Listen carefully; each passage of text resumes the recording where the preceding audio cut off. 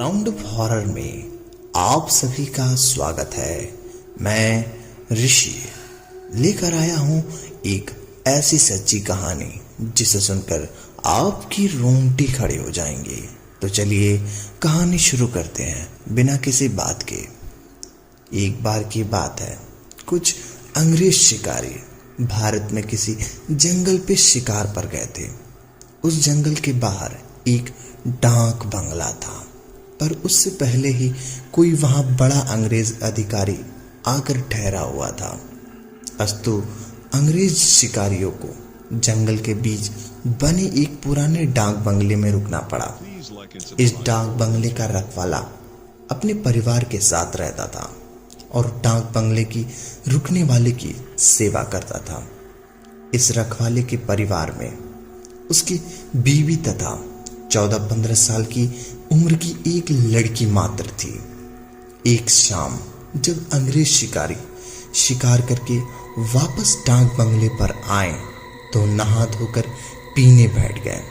पीने के बाद उन्हें इतनी चढ़ गई कि वे लोग पूरी तरह से बहक गए और उस रखवाले की गोली मार दी और उसकी बीवी तथा उसकी बच्ची को नोच डाले। इन पापियों को नशे में कुछ भी पता नहीं चला और नोचने के बाद उन दोनों को भी गोलियों से भून डाला और तीनों की लाश डाक बंगले के पीछे को दफना दिया। यह बात आई गई रह गई। अंग्रेजों ने फिर कुछ दिनों के बाद वहां कैलाश नामक एक नया सेवक रख दिया। किसी को कुछ भी पता नहीं चला कि इस पुराने डाक बंगले में उसका सेवक और उसका परिवार कहाँ चला गया। एक बार की बात है कि नया सेवक कैलाश रात को गेट बंद करके सोया हुआ था। तभी अचानक उसकी नींद खुल गई क्योंकि उसे लगा कि कोई दरवाजे पर रो रहा है। उसने एक हाथ में लाठी उठाया और दूसरे में चिराग दरवाजे के आकर हाँ लगाया। कौन है? इतनी रात गए कौन दरवाजे पर रो रहा है? उसने देखा कि किशोरी दरवाजे पर बैठी हुई रो रही थी। कैलाश उस किशोरी के पास गया और उसके सिर पर हाथ रखते हुए कहा, बेटी रो मत, अंदर चल। फिर इस किशोरी के अंदर आने पर कैलाश ने उसे पीने के लिए पानी लाया। आगे बढ़ते हुए पूछा, बेटी तुम कौन हो और इतनी रात को अकेले इस जंगल में क्यों भटक रही हो? कैलाश की इतनी बात सुनते ही वह किशोरी इतने तेज फपक पड़ी।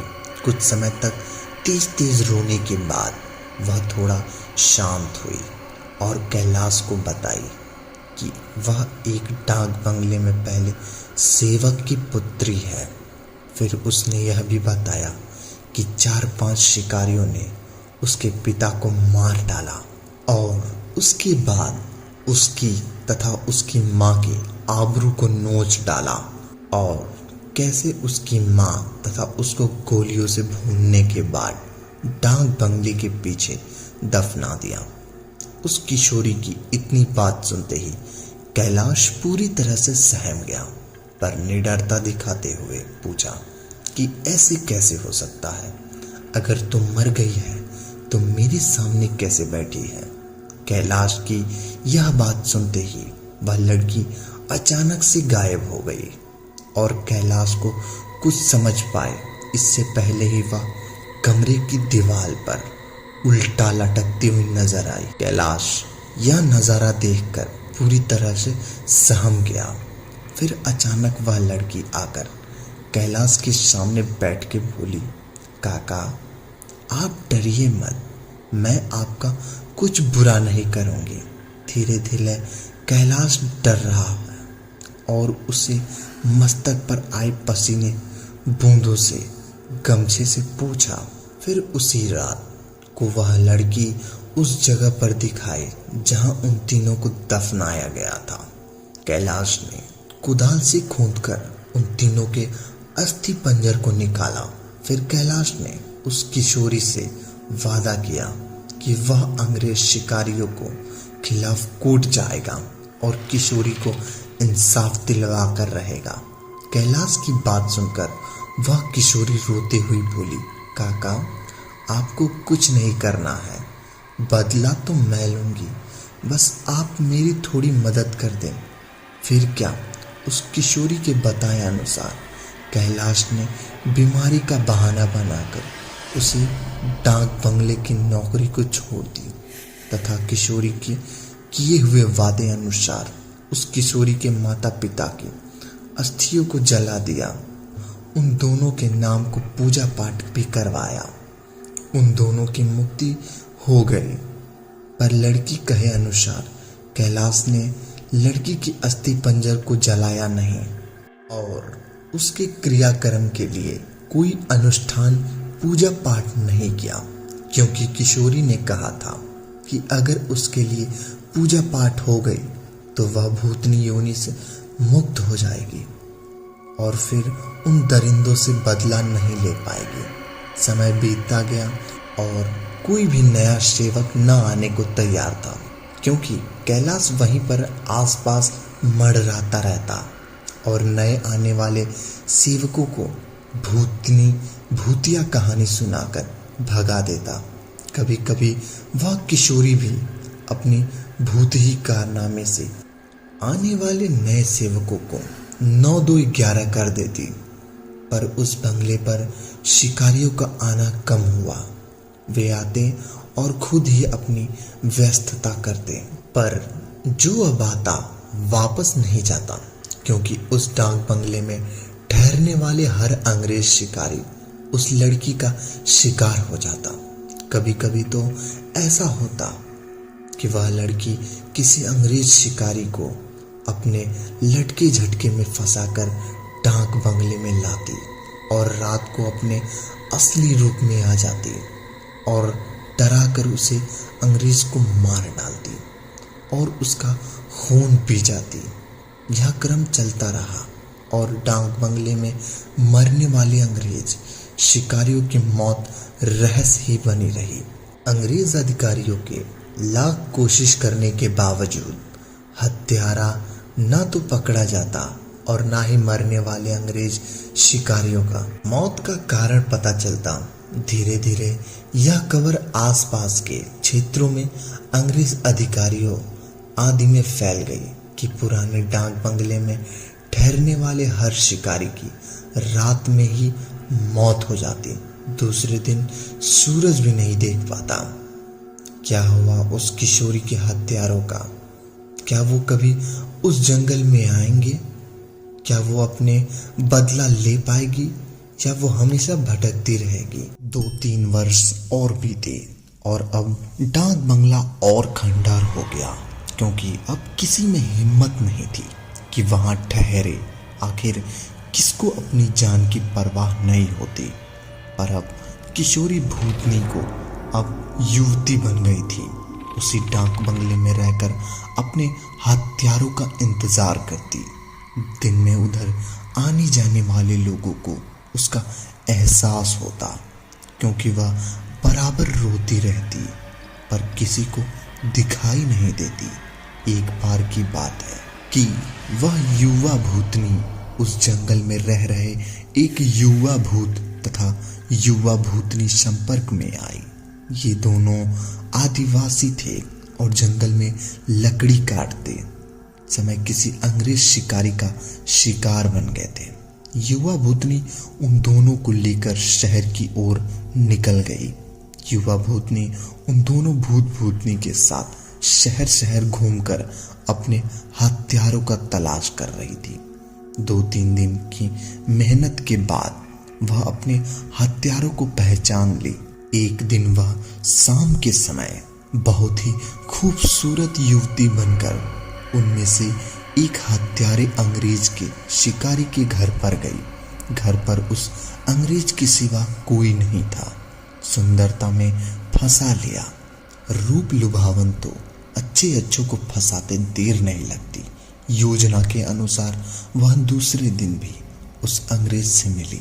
फिर उस पूरी तरह से विश्वास में लेने के बाद एक दिन कहे कि क्यों ना हम लोग शिकार पर चले। अंग्रेज ने कहा, अच्छी बात है, मेरे कुछ मित्र शिकारी भी हैं, उन्हें लेकर चलते हैं। फिर क्या था, उस युवती भूतनी ने उस अंग्रेज से कहा कि मेरी एक और सहेली है, फिर भी बहुत खूबसूरत है और शिकार पर जाना पसंद करेगी। फिर दूसरे दिन युवती भूतनी ने अपने साथ आए हुए दूसरे युवा भूतनी से उस अंग्रेज शिकारी को मिलवाया। अब तो अंग्रेज पूरी तरह से उस भूतनी के माया जाल के रूप में फंस चुका था। एक दिन सुबह सुबह वह अपने पुराने दोस्तों के साथ जंगल की ओर निकल पड़ा। दिन भर शिकार करते रहे और खूब मौज मस्ती भी।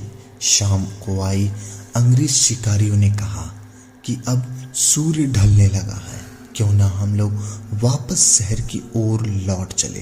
अंग्रेज की बात सुनकर उस युवा भूतनी ने कहा, ना, आज रात हम लोग यहीं ठहर कर जंगल में आनंद उठाते हैं। पर एक अंग्रेज शिकारी ने कहा कि हमने तो पहले से डाक बंगला बुक नहीं किया है, ठहरेंगे कहाँ। फिर क्या था, वह युवा भूतनी मुस्कुराई और बोली कि इस जंगल में दूसरी ओर मेरे मित्र आदिवासी कुटिया में हैं, हम वहीं रात में बिताएंगे, खूब मौज मस्ती करेंगे। हुआ यूं कि उस युवा भूतनी के योजना के अनुसार देखते ही देखते उसके मित्र युवा भूत ने एक मड़ई तैयार कर ली थी। उसमें ऐशो आराम की सारी चीजें भी ला दी थी। उन दोनों युवा भूतनी के साथ ये अंग्रेज उस मड़ई में पहुंचे। इन अंग्रेज शिकारियों को उस मड़ई की दशा देखकर अजीब लगा, क्योंकि उस मड़ई में महलों से बड़े होटल जैसी व्यवस्था थी। रात को पार्टी शुरू हुई तथा अंग्रेज अधिकारियों की सिट्टी पिट्टी गुम होना गई, क्योंकि पहले तो उन दोनों युवा भूतनी, जो देखने में बहुत खूबसूरत लग रही थी, अचानक बहुत ही डरावनी रूप बना ली। ऐसा रूप जिसे देखते ही अच्छों की पैंट गीली हो जाए। फिर क्या था, उन भूतनियों ने ग्लास में खून भरकर लाकर उन अंग्रेजों को पिलाना शुरू कर दिया। किसी अंग्रेज की हिम्मत ही नहीं थी कि वह ना करे, क्योंकि सब के सब पूरी तरह से डरे हुए थे और कांप रहे थे। अचानक आदिवासी युवा की विकराल रूप आ गया और अचानक उछलकर पास के एक मोटी पेड़ की शाखा की उछलकर इतना जोर से खींचा कि चर से आवाज के साथ मोटी शाखा टूट गई। उसके बाद वह विकराल भूत उन अंग्रेजों शिकारियों में से एक पकड़कर पैर के नीचे दबाकर देखते देखते चीर दिया और उनके खून को पीने लगा।